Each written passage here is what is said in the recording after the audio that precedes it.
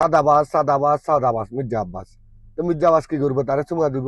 আমি যদি আপনাকে সারাদিন গালি দিই, আপনি একজন রাজনৈতিক নেতার বাসা এরকম হতে পারে না। রাজনৈতিক নেতার বাসা হতে হবে আরো ভালো ভদ্র, তবে গঠনমূলক সমালোচনা করতে হবে। দেখেন, নাসিরউদ্দিন পাটোয়ারি গত ১.৫ বছর, গত ১.৫ বছর না, গত মানে ইলেকশনের আগ থেকে এখন পর্যন্ত শুরু করছে মির্জা আব্বাসের পিছনে, বিএনপির পিছনে।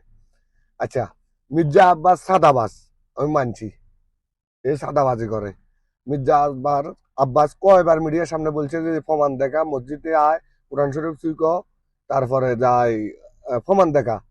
নাসিরউদ্দিন পাটোয়ারি প্রমাণ দেখাতে পারে না, খালি সারাদিন বলবো সাদাবাজ সাদাবাজ সাদাবাজ মির্জা আব্বাস। তো মির্জা আব্বাস কি করবো? তারে চুমা দিব।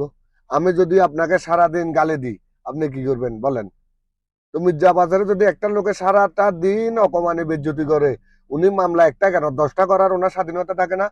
যদি নাসিরউদ্দিন পাটোয়ারি আরেকজনকে সাদাবাজ বলার স্বাধীনতা থাকে, তাহলে আমি আরেকজনের মামলা করারও স্বাধীনতা থাকে।